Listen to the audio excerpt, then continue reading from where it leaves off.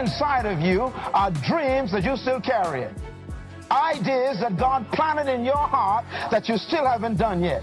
Paintings that you've been planning to paint, and books you've been thinking about writing, and paintings you keep procrastinating about. And what I'm so concerned about is we'll never see your painting. We'll never sing your song. We'll never read your book, and we'll never operate in your business, and we'll never experience the invention that you keep procrastinating on.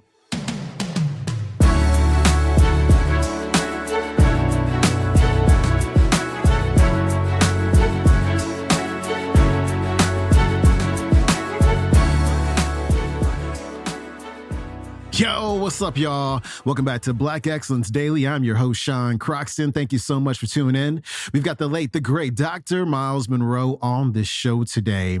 He's going to kick off the week encouraging you to take action on your ideas. Don't just talk about them. Don't just think about them. Actually go out there and execute. And this reminds me of two quotes. The first one is by Mel Robbins. She said, "Your problem isn't ideas. Your problem is you don't act on them."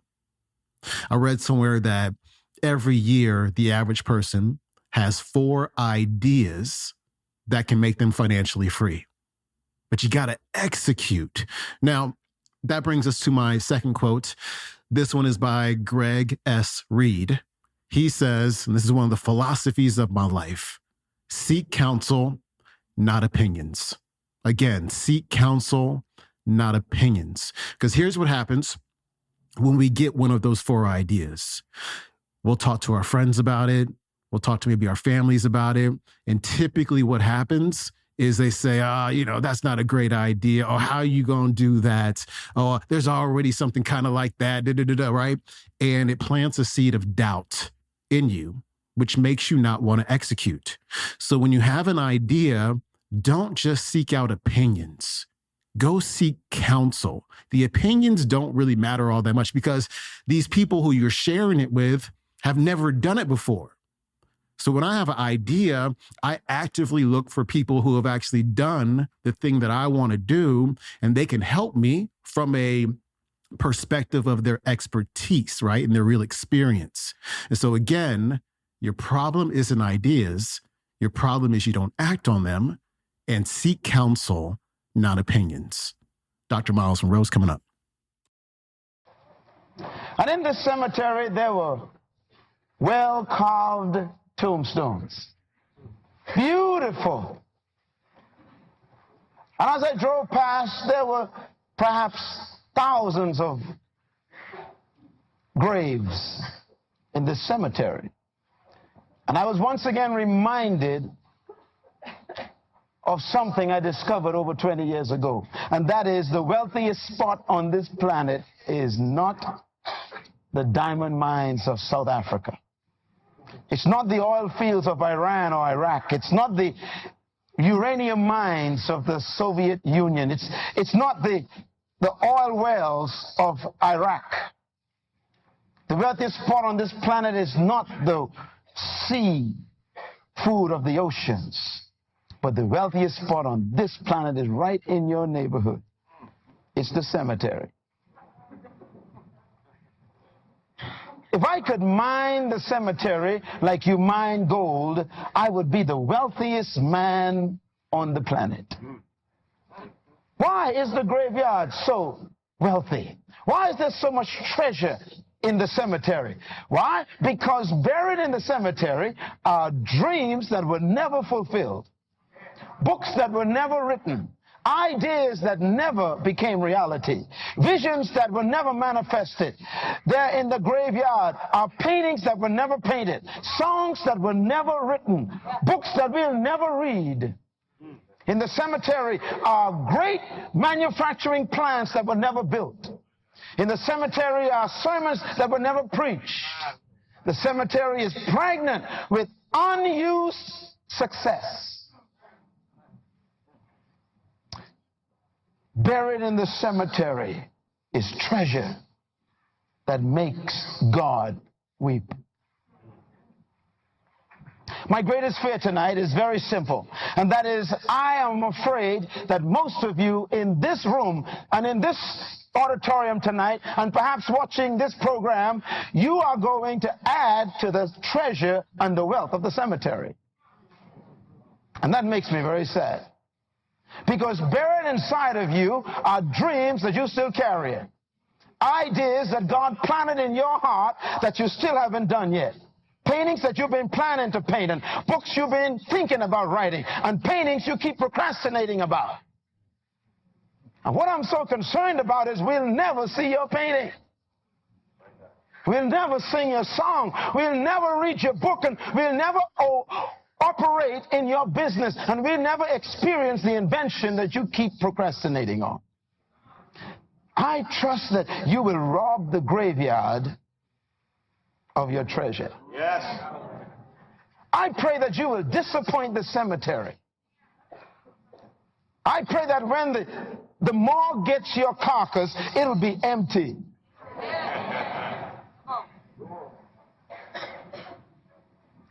Treasure.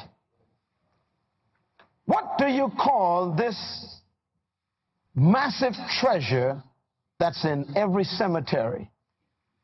It's called potential. Write the word down. Potential. Everybody say it. Potential. Say it one more time. Potential. Why is this called potential? Well, potential, I want to define it for you one more time. Potential is untapped power. Potential is unused ability. Are you ready? Potential is dormant strength. Potential is hidden power. Potential is all you could be, but you haven't become yet. Potential is how far you can go in life, but you haven't gone yet. Potential is who you really are, but we haven't seen you yet.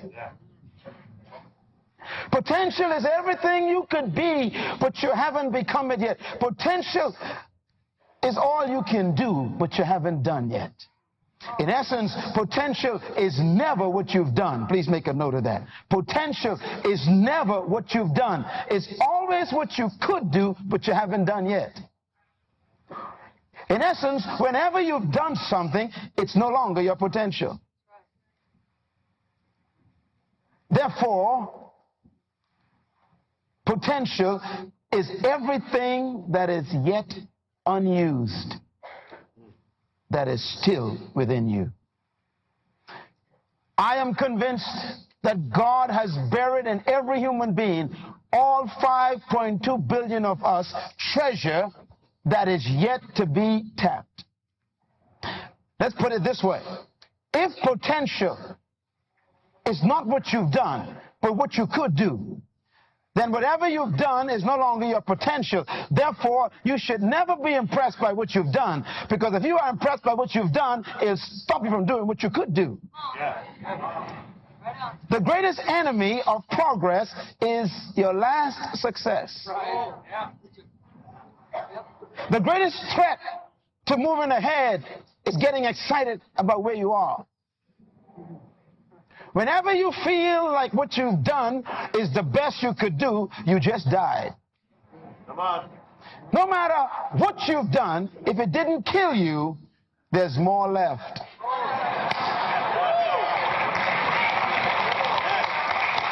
As long as you're breathing, God got something else left inside. Until you are gone, you're still pregnant. Come on.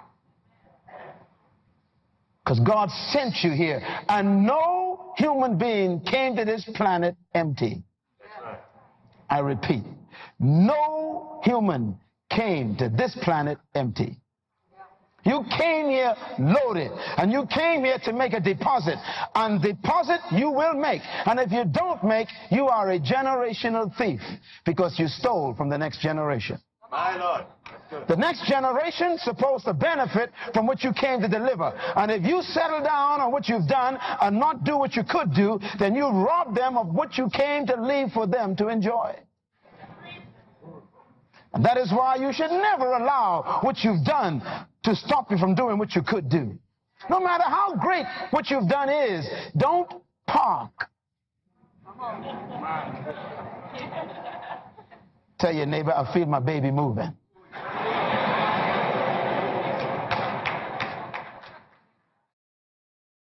That was Dr. Myles Munroe. His website is munroeglobal.com. You can watch today's talk on YouTube. It is called The Wealthy Place Cemetery, Dr. Myles Munroe. We got Dr. Jawanta Kunjufu on the show tomorrow, Shelby Steele Wednesday, Thursday, Reverend Ike, and Friday we wrap things up with Dr. Dennis Kimbrough. Have a great day. Thanks for tuning in. I'm out. Peace.